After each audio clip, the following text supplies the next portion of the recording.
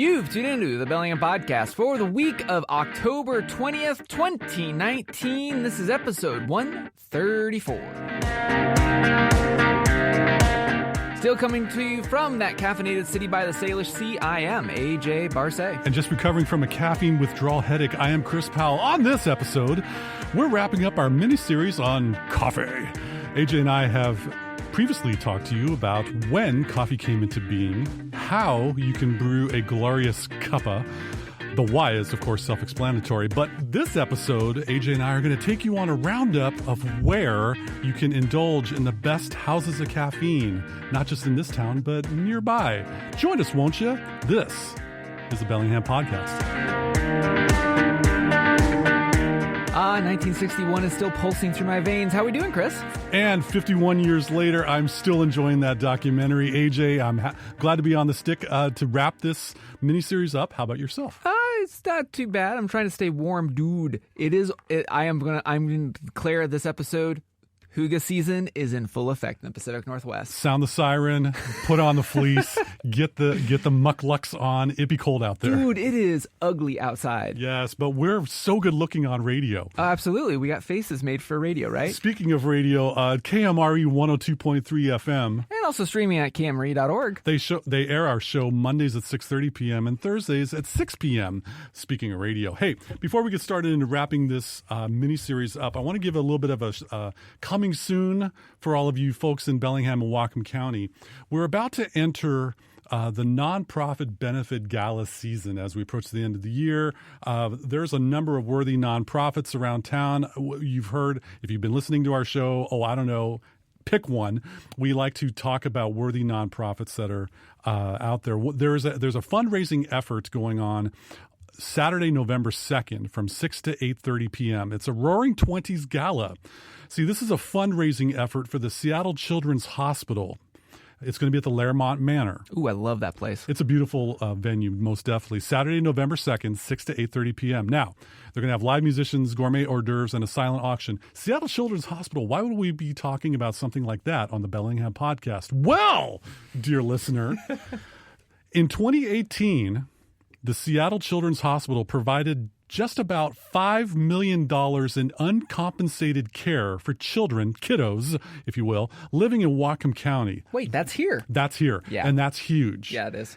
The fundraiser organizers of this event, the Roaring Twenties Gala at the Lairmont Manor on Saturday, November 2nd, are hoping to raise $15,000 for Seattle Children's Hospital with this event. Skook 'em. Want to give a shout out to Colman and Marissa, who are very active in making this upcoming event a success. They are from Bellingham. They are, in town here, and we wish them the best of luck. This sounds like a really great time. Should you be wanting to get your inner flapper out? AJ's making hand movements like Charleston. Okay. They can't see us when you do that. Yeah, but they can hear the Anyway, okay. Should you have the opportunity Saturday, November 2nd, 6 to 8:30 p.m. at the Lairmont Manor, this Roaring Twenties Gala is for a great cause benefiting the Seattle Children's Hospital because they help out so many kiddos statewide, nationwide, but they also do a lot of work here in Bellingham. I think tickets are available online, if I recall. Tickets are available online. Check out Roaring Twenties Gala Bellingham. It'll probably take you to a link on the web. So, groovy. So let's wrap up our mini-series on coffee. Around the world, they drink this beverage in its many exotic forms. A dream of Paris, expressed in café au lait, a continental favorite, half coffee and half hot milk.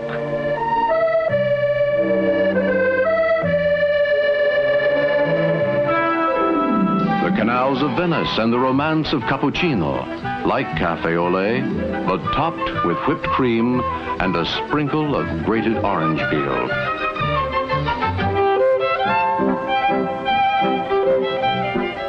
The music of old Vienna in a cup. Viennese coffee, often spiced, but always with a drift of whipped cream.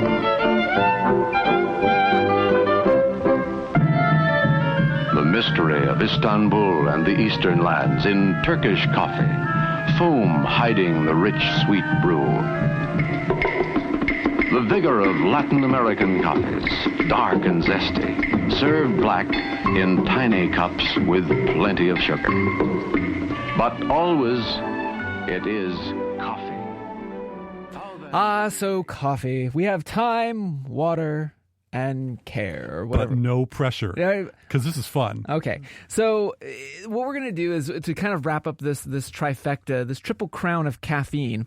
Call it a nightcap, if you will. A nightcap of caffeine. Oh, I like it. It's kind of a 1-2 punch. We're gonna kind of tap in a little bit of something we talked about in the first episode of this series, which is the origin of the coffee house, and then specifically we're gonna talk about our coffee houses because it's been a while. We need to kind of cruise on the I-5, if you will. So, if we remember in the first part of the series, we talked about the original origin of the coffee house can be dated back to about 1453, and this is back in modern day Istanbul, which was back then Constantinople, by the Ottomans. I've got a link in the show notes. For the love of Scotty Hill and Snake Sobo, drink coffee. The world's first coffee house was called the Kiva Han, and it was opened around 1475. I find it curious that it took 20 years from coffee being introduced into society to there being an establishment to consume. Yeah. So I've got a link also in the show notes with regards to that, a little bit of the history, basically a one-pager that gave a little bit of the history, also the culture of that era, a little bit of the economics of the time. They kind of built in around why the coffee house came about, specifically in that culture. And as you're looking at that show notes, you can view this history while you're waiting in line at your favorite house of caffeine. You might learn something. This could be helpful. Yeah. So if we fast forward once again, in the 17th century, that's when Europe gets the cascade of caffeine here. Part of that came in through Venice. Part of that came in through Great Britain. A lot of different avenues. What I wanted to hit on this show was 18th century. Following that rush that we talked about in the second episode, London coffee houses started entering the scene, Righto. Which is kind of interesting because, the British are well known for their teas. Yes. And, of course, we gave them a little bit of a tea party much later. And whoa, yuck. Moving on. Sorry, Dan. Sorry, Darren. Anyway, so in the 18th century, the London coffee house scene started to make waves. And I find it interesting that coffee houses were kind of a hotbed of controversy. How so? Well, see, in many ways, there was a point where the king was trying to ban coffee and close establishments that were serving coffee because these were a place of political discussion. And being that these places might have been a place for people to have political discussion, fast forward, this era is also when the United States was coming online. Yes. So it might be presumed that maybe the king started coming in and tried to quash some of these discussions that were happening on the king's territory of what was going on in the colonies. Maybe, I don't know. Let's fast forward even a little bit more. 1960s. Oh, yes. The 1960s. We've got... What is that? What does that accent have to do with it? I don't know. Keep going. I need to get some more coffee in my Yes, cup. That's you what do. it means. We have this concept called the cafe racing. Cafe racers or cafe racing was kind of out of this era of motorcycle enthusiasts in the 1960s. Really in the London scene, it really got its stakehold, specifically because of the rockers and the ton-up boys, which ton-up is a term in motorcycling of going 100 miles an hour or more. And back in these days, these bikes were super light, super minimal. Yes. They're minimalists and powered enough so that, and there's a lot of theories of how, quote, cafe racing got started. Presumably these guys would be souping up their motorcycles and trying to go from cafe to cafe in between tracks on the jukebox. Okay. That's kind of a little bit of the lore behind cafe racing. Sure. But this youth subculture really kind of got this whole concept of doing quick rides in between cafes, specifically between Watford, the Busy Bee Cafe, the Ace Cafe of London, which if you're a Triumph rider, everybody knows what the Ace Cafe is, which is in Stonebridge. So I just wanted to kind of these three trifectas. You've got the epicenter of coffee drinking in 1453, which led into Constantinople's first coffee house in 1475. We got the 17th century. We get this renaissance of coffee leading into the 18th century. We get London getting coffee houses and, of course, sparking controversy of politics. And this is a gathering place Yes. to start having discussion and imbibe in this quasi herbal, marvel to our brains.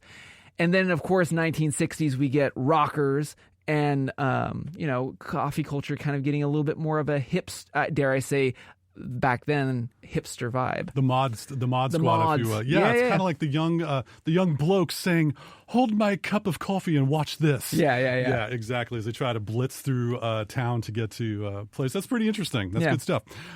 So you've got your bike. You get your motor running. I do. I got a midsize SUV because I like having a cage around me.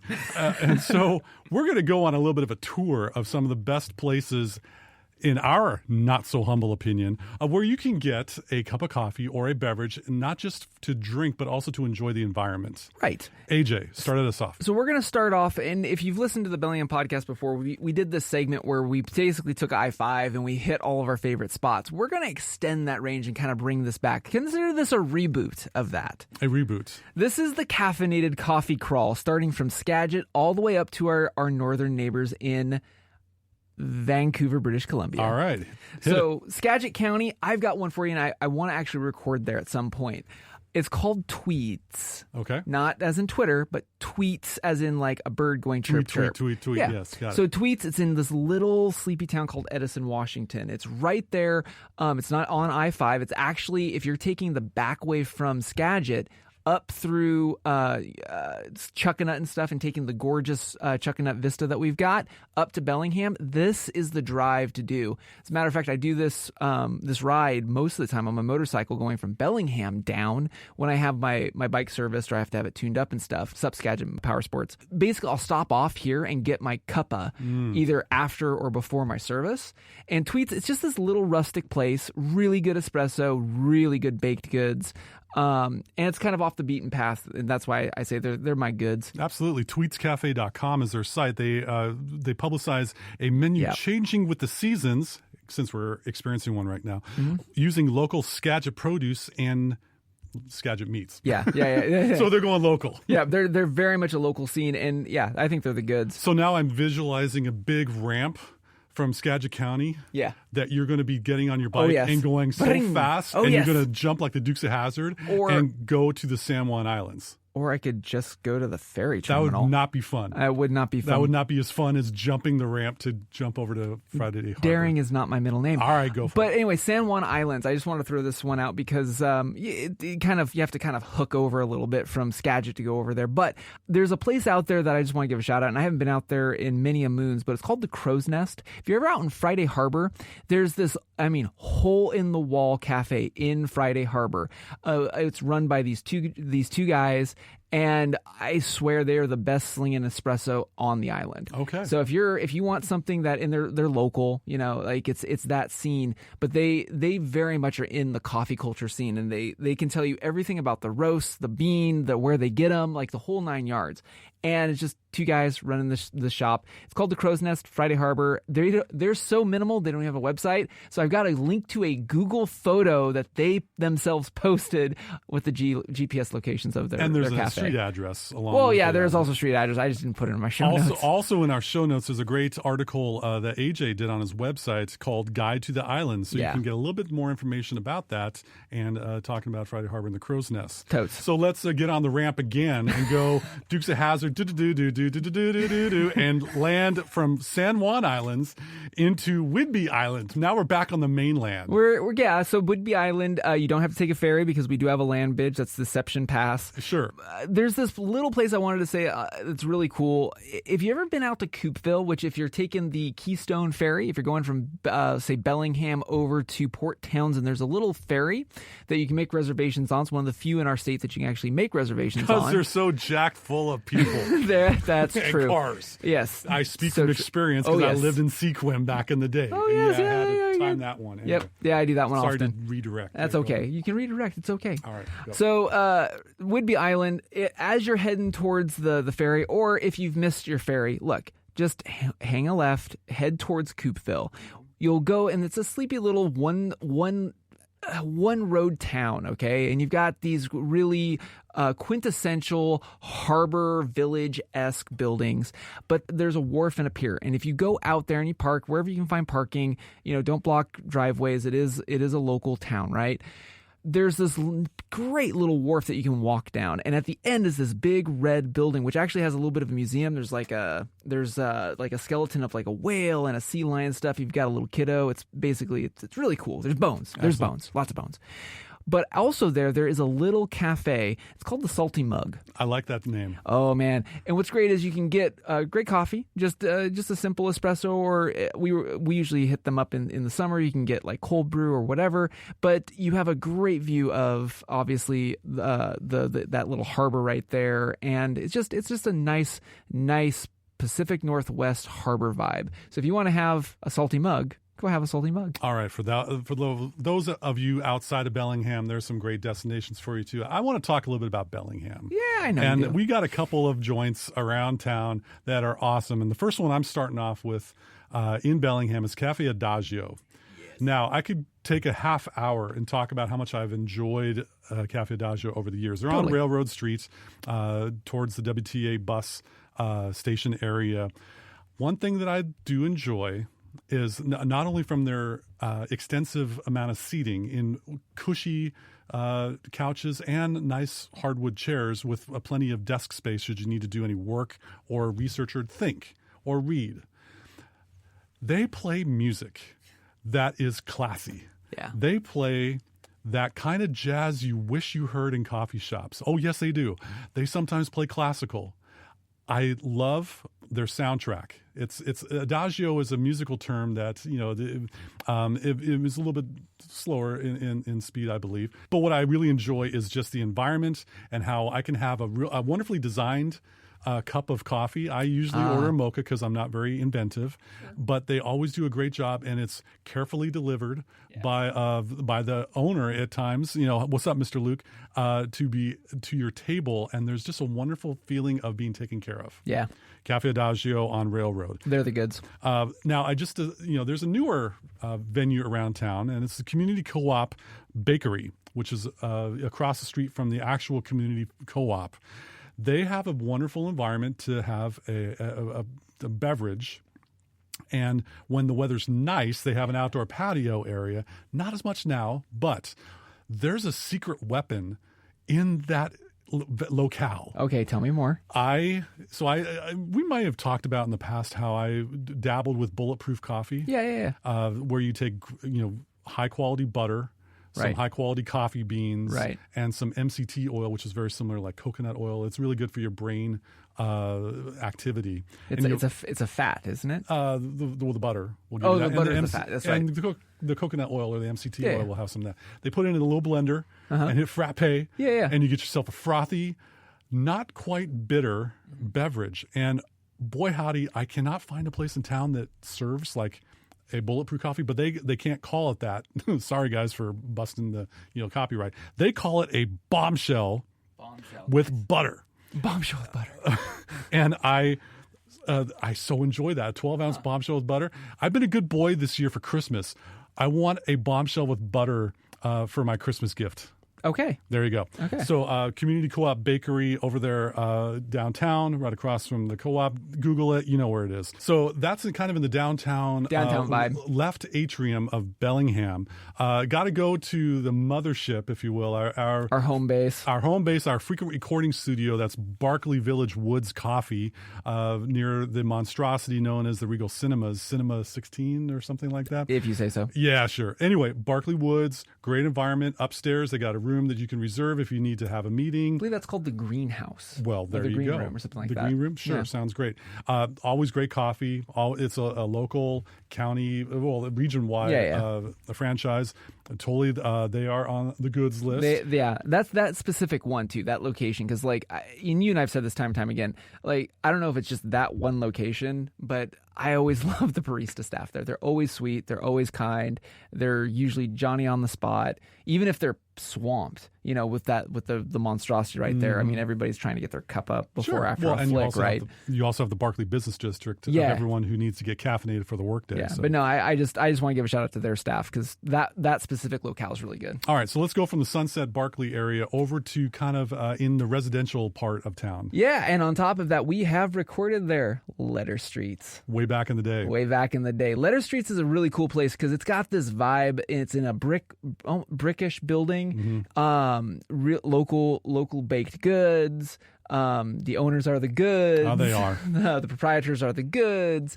And it's just a great place. Like it is the. I almost see the Letter Streets Coffee House as the extension of your own living room, but as a cafe. Like that's the vibe I get from them. And as Bellingham kind of increases and gets into an era of, dare I say, big city life, Letter Streets Coffee House in Bellingham is that reminder of what Bellingham was. But it currently is. Yeah. No, I feel you. And it's such a wonderful place to go if you really want to experience Bellingham community. Find parking on the street somewhere and walk a block or two. Close your circles, get your steps in. Close your circles. It's worth a walk and to get a good cup of coffee or another beverage. I actually had an Italian soda when we recorded there because that's just how I roll. But then there's also another one that we've recorded at. Yes. And this one is over on Chestnut Street. Yeah, right in front Let's of it. go back downtown. Yeah, so back downtown.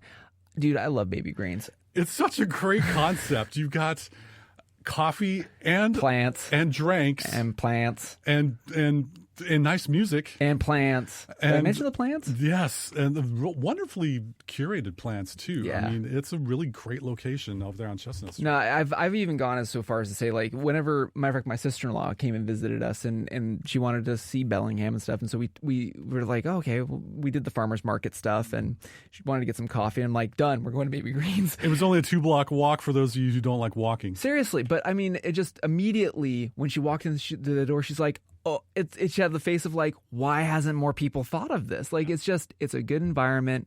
It's chill, it's mellow, and being inside but having that feeling of outside, that is quintessential Bellingham culture right there. Check out Baby Greens online. They're at plantshopbaby.com. I like the Love Shack reference. Yeah, Plant Shop Baby. That's right. Yeah. All right, now we got Bellingham. We got that on lockdown. There's so many coffee locales around here in this town. We just want to highlight a couple of them that we give our seal of approval. Let's head up northeast, if you will. Yep. So northeast, and I think we've mentioned these folks on the show before. Cats with a K and a Z at the end. Coffee and Used Books. Yes. They're up in Linden. They're on the main drag up there. And I was, as we were kind of doing this, I'm like, we're like Ferndale. There's not really anything that's, in the Ferndale zone. There's a great Ferndale Woods. Yeah. But that I mean, has we already a really said, cool joint, but we've already talked about we already Woods. did that. So like, we were trying to figure out something in that zone, and I'm just like, dude, Linden. Yes. So the reason why I like Cat's Coffee is one, it's a coffee shop and a used bookstore. It's the best of both worlds. Like if you're going there, you can sip on your cuppa, peruse the musty old smell of books, find a nice read, and sit there and read it right then and there if you want it. I love it. It's a welcoming environment. It totally is. Are you catching a theme here, ladies and gentlemen? We like welcoming environments. I'm going to go off script for a little bit. Oh, that's what we always do. Hey now. In Linden, I think either a block away or across the street. Yeah. I also want people to be aware of the Village Books location that is in Linden on the main street there. Beautiful location. They have another cafe just as cool as the one in Fairhaven that everyone knows and loves for decades. But check out the one in Linden if you haven't. Village Books, they have a nice little downstairs section as well.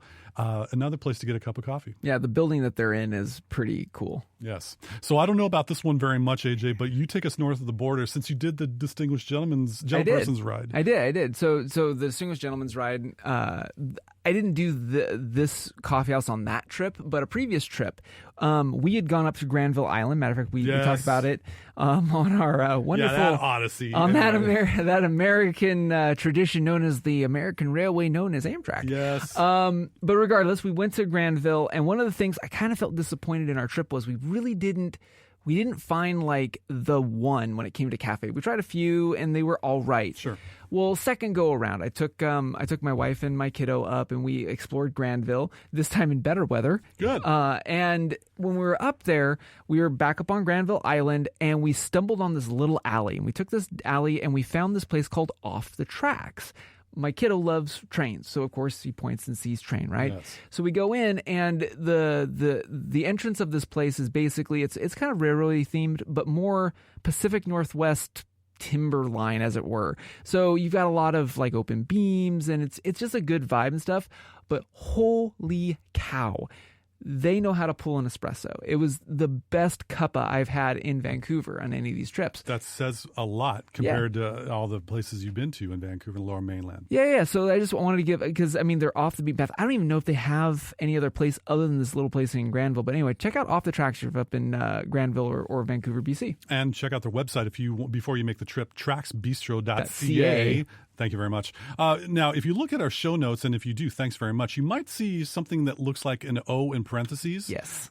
There's a reason why we have that next to some of these coffee shops. AJ. So just because we try to be as inclusive as we can, and when we talk about mochas and we talk about lattes and we talk about cappuccinos, typically, and as we've talked about in previous episodes, usually a dairy is used to create those cuppas. Well, because we have friends that are vegan or like myself, my household is very allergy prone right now. There's a tool that I want to throw out to either if you have an allergy to dairy or allergy to other things that are in dairy substitutes, such as different oils or emollients that are used in creating those things. Oatly, which is a oat milk dairy substitute out of, I believe, Sweden. They have this really helpful website called Oatly Oat Finder. And basically, my wife and I use it every time we go to a new destination, anywhere, whether it's in, Kansas City or Orlando, Florida. It doesn't matter. If we're looking for a good cuppa, we don't use Yelp. We don't use Google. We actually use Oatly Oat Finder because their page will show you any baristas or any cafes that use their product at their cafe. And in our experience, every time we go to a new town, whatever cafe uses Oatly, they actually probably are one of the creme de la creme of cafes in that locale. So if you're have an allergy or you're vegan and you want to find out a cafe that serves Oatly or whatever your case may be, or even if you don't want to drink a milk substitute, it's a really helpful tool when you're in a new place and you're trying to find a cafe off the beaten path. I definitely think this should be categorized under tech that caught our eye. Yeah. So that app That's an old bit. Exactly. We're going old school for a little bit. What a great way to have the secret weapon of being able to find a great coffee shop, because ones that are conscientious about their customers. Exactly. They will be coming through in the results. Not a bad idea. Little hack, there. right? I kind of like that. I like hacking your coffee. Yeah. Like we talked about in the first episode. Exactly. All right. I think judging by the time on our recording, we should stick a fork to stir up the oat-based milk ingredients and stick a fork in the show. Okay, that wraps it up for this steaming edition of the Bellingham Podcast. Nicely done. Thank you again so much for rating us, reviewing us, and sipping us wherever you like to get your podcast. Remember, if you're in the Bellingham area, you might be listening to us on KMRE 102.3 FM. They're community-powered and also streaming all over the darn internets. It's a series of tubes, if you haven't heard, at kmre.org. And on that 15 bars of pressure, I'm AJ Barsay. And I'm Chris Powell. Thanks once again for joining us on the Bellingham Podcast.